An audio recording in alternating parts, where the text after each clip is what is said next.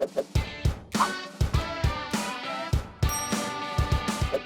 and welcome to FPL Mate, your best mate for fantasy Premier League content for the 2022-23 season. And my name is Dan and it is time for the Gameweek 100 Experts video. And it's a good one again. It is a really good one. Today we have got some really good and really decisive data. It's very clear what is going on this week with a lot of people's transfers. So I think it's going to really help those of you guys who aren't quite sure on what kind of moves you want to make this week. So if you do enjoy this one, please do leave a like. I think you will like it. And do subscribe if you want more content just like this. But without further ado, guys, let's have a look at the 100 experts that helped us out this week. Okay, there you go, guys. On screen, 100 fantastic people who have been so kind as to volunteer their moves for Game Week 28, including their captaincies, their transfer moves, their chip usage as well. We're going to find all about what they've been up to in this video. Massive shout out to every single one of them. All right, as an overview, 43% of our managers are making one transfer, 35% are making two transfers, 2% are making three or more transfers. One of the 2% is making three, the other one is making four. So we've just got one person making an insane 4 transfers this week, taking a -12. But hey, there's always outliers, right? At 5% using a wild card as well. So wild card still a very important chip for this game week. If you haven't used it already, it is not too late. We can take advantage of the blanks and get a full 11 for the blanks, take advantage and get those double game week players ready for next game week as well. So if you haven't used your wild card yet, I know a lot of our experts have already, but it's not too late. It's definitely not too late. And 5% are not making a transfer at all this week. So there's always at least a couple of people not making transfers. I think what this information does suggest to us, though, is that in general, yeah, we want to be making transfers this week. Like 95% are either making transfers or using chips. So yeah, it's transfer time and quite possibly time to use multiple transfers as well if it means sourcing out your team, getting your team in a good position to get, you know, 9-10 players would be good enough for Game Week 28, I think, and I'm sure our experts would agree. But there's a little bit more on this because you might notice that this does not add up to 100%. Why is that? Why is that? Well, that's because 10% of our FPL experts are using a free hit chip this week. And I'm sure a lot of you guys will be using that free hit chip as well.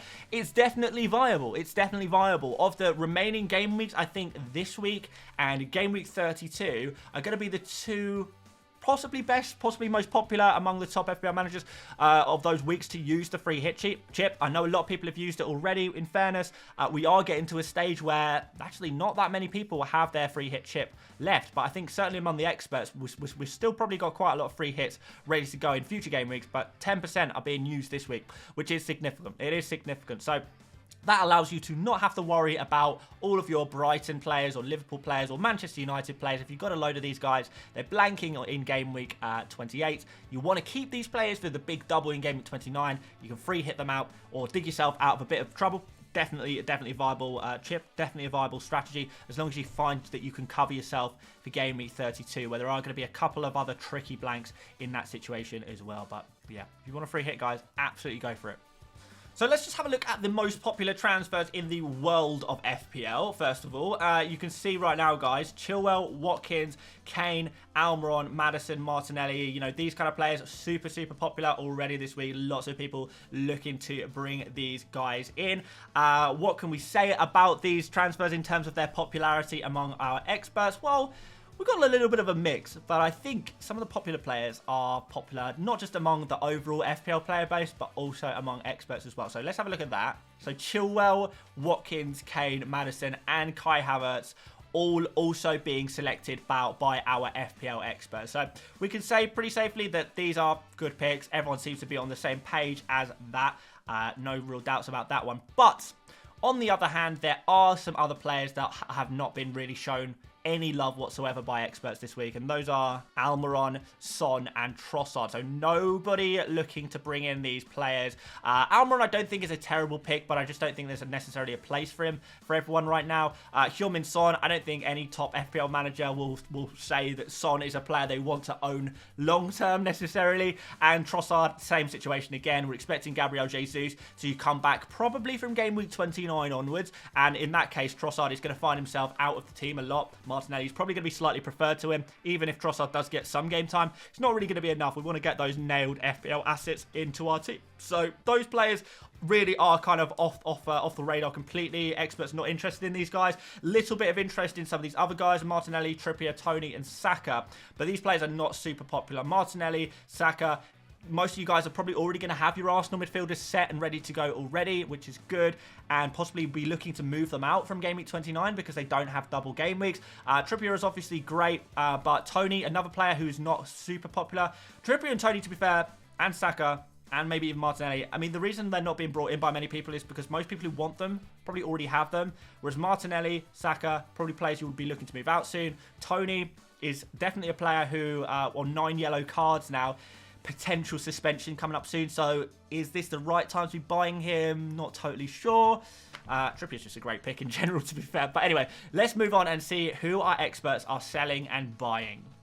So first of all, the most popular transfers out, and there's going to be a lot of outrage here. I know there is. People are not going to like this. Erling Haaland, of the 80 FPL experts who are making a transfer this week, 68 out of 80 are using a transfer to remove Erling Haaland from their team. That doesn't sound too normal, but believe me, there is logic there, and a lot of top FPL managers have enough faith in themselves that they're able to navigate this situation effectively. And what people are really doing is they're transferring out Haaland because he has a blank in Game Week 28 and no double in 29 and has a fixture against Liverpool in 29. A lot of people don't want Haaland for that 2 game week period. A lot of people, you know, have sold him previously when he was injured, so they're not losing too much value on him. He's a player who's dropping in price anyway, so you may not lose that much team value anyway. By selling him, you get to remove him for a couple of game weeks where he only has 1 fixture. In that same period, there's lots of other players, you know, Ollie Watkins, Iheanacho, the Newcastle forwards, the Chelsea forwards. All of these different forwards have 3 games in the period that Erling Haaland only has 1. And again, to try and make this, make this argument and, kind of, so, we understand why people are selling Erling Haaland, and so it doesn't come as such a surprise to you and you don't think it's such a ridiculous idea. Let's put it this way. If Erling Haaland scores a goal against Liverpool, gets a 6-pointer in that game, in that period of 2 game weeks, Haaland scored 6 points. If you bring in Ollie Watkins, for example, and he plays 60 plus minutes in the 3 games, he will also get 6 points without having to do anything. So we are looking at a high upside here. If you can get a player who is doing, no one's going to do the same numbers as Haaland, but if you can get someone who's even doing half the amount of numbers Haaland is doing, then you are going to outscore by more than the 4 points it costs for a transfer, if you want to put it that way. It's gonna be worthwhile. All you need to do is pick a striker out to replace Erling Haaland that is going to score, 1 goal in 3 games, and hopefully, guys, I hope most of us are probably good enough at FPL where we can probably manage that one, to be fair. Again, we can say something else like if Erling Haaland scores a brace in 1 game against Liverpool. Not out of the question. It's not out of the question. But, again, they're going to get the same amount of points as a different striker scoring 1 goal in their 3 games. They're going to get the same points again. So it's not going to make a difference. There are so many players that can fail and still outscore Erling Haaland. Now, the big caveat is that the reason why I think top FPL managers are a little bit more comfortable with selling Erling Haaland is because they will all have a plan in place to get him back. They will already have thought several game weeks ahead. They would have worked out their budget, how much money they're going to have in the bank for future game weeks, what kind of players they'll be looking to remove, what kind of forwards they're going to be looking to remove. A lot of people, for example, looking to remove Toney in game week 30 and get Erling Haaland back in, so they'll be making sure they have that money in the bank ready to do that move, so they don't need to take -4s or anything like that.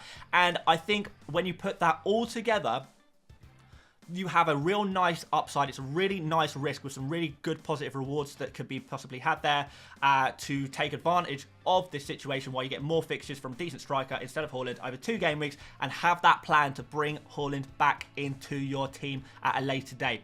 If you've got all of that covered, it doesn't matter how many goals Erling Haaland scores in the Champions League. I don't care if he scores 5 goals against RB Leipzig. A lot of people don't care. But he's not going to score any points in a game week where he blanks. The next game is against Liverpool. A lot of people have been saying Liverpool are a fantastic defence now. same people are saying Erling Haaland's going to score 5 goals against Liverpool. Make your mind up. But no, you kind of get what I'm saying, guys. I think there's definitely ways of selling Erling Haaland and actually being quite a good idea. And it really does all end up on the fact that you have to make sure that you can get him back in. We're not talking about selling him forever. We're talking about 2 game weeks.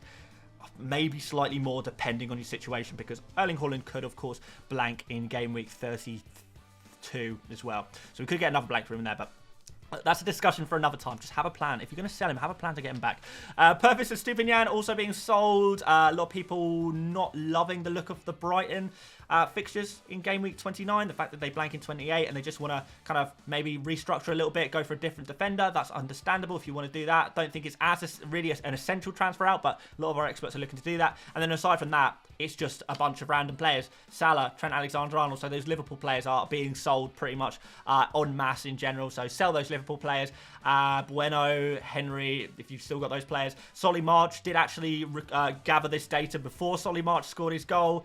His second goal of the game week. Just going to put that one out there. His second goal of the game week. The one that was counted. So yeah, maybe a few people looking to keep March now, but still 3 is, barely a trend considering how many people own March. Only 3 people are selling him. A lot of people quite looking forward to owning him beyond game week 28 after when he has his fixtures again. So yeah, the real trend here in terms of players being sold is Erling Haaland out. That's pretty much it.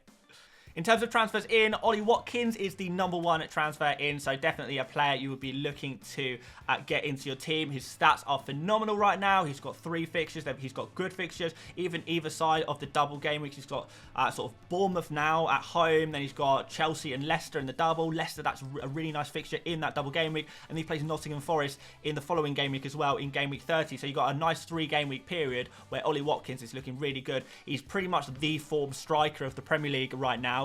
So there is so many reasons to go for him and such a nice upside. If he continues his rate of pretty much scoring every single game, he is going to do so well in this period of 4 games where he's actually got some really nice fixtures, nicer fixtures than he had before. So looks like a really, really sweet transfer. Nothing to worry about there. So yeah, like it, would do this one. I would try and get, even if you don't want to sell Erling Haaland, if you've got another way of getting Watkins in, I would definitely be considering it.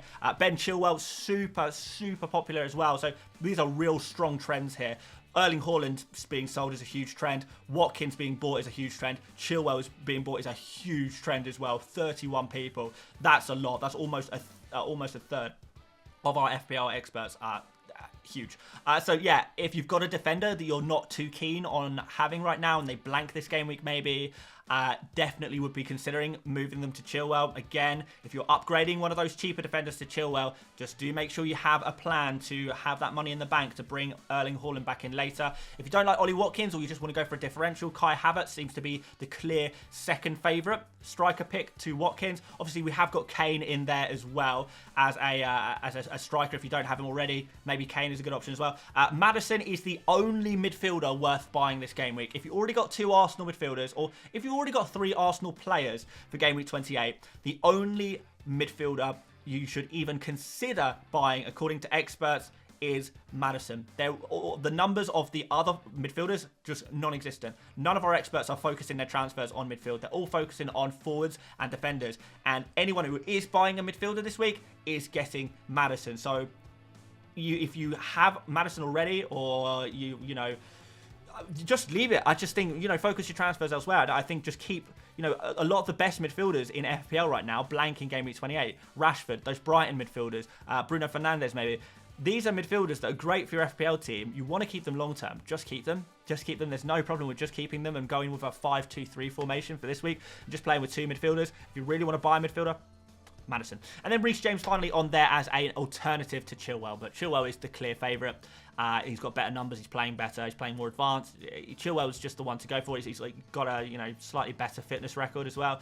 That's not really saying much. But yeah, Chilwell's the guy. If you're going to go for one of them, go for Chilwell. Unless, again, you're desperate just to be different, then Reece James, I guess. All right, so suggested transfers. I think you pretty much get the idea of this already, so I'm not going to go over this too much. But basically, you would probably be looking to sell Erling Haaland. Most of our experts, the vast majority of our experts, are going to be selling Erling Haaland this week. You're going to see it everywhere. Everyone's going to be doing it. Everyone's going to be doing it. And, you know, there's low risk because Haaland doesn't play anyway. So, yeah, we're looking at Watkins as a #1 pick. If you don't fancy Watkins, you can go for Kai Havertz, really. But, yeah, I would definitely say Harry Kane. If you don't have him already, I really like this Erling Haaland to Harry Kane move as well if you don't already have him. And we are going to have a look a little bit later on captaincy, but I will tell you that Harry Kane is certainly within the captain conversation for Gameweek 28 as well. So it'll be a good move in the sense that you're also bringing in a captain to your team. It looks pretty good. So yeah, definitely something to be considered.